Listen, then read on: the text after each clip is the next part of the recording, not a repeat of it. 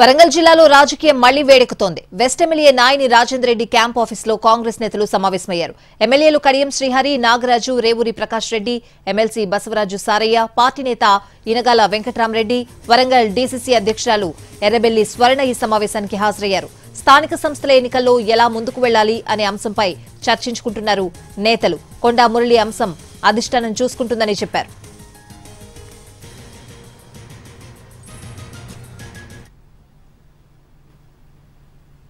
కాబట్టి దానిపైన ఏ విధంగా జిల్లా అధ్యక్షులు ఇద్దరు కూడా ఉన్నారు కాబట్టి రామసాయం సురేందర్ రెడ్డి మీద కామెంట్ చేసిండ్రంటే దానికి ఆయనే ఆలోచించుకోవాలి. ఎందుకంటే ఆయన ఎప్పుడు విరమించుకున్నాడు పార్టీ నుంచి, ఎప్పుడు మళ్ళీ డీలిమిటేషన్ అయింది. డీలిమిటేషన్ లో ఆయన చేసింది కూడా ఏం లేదు.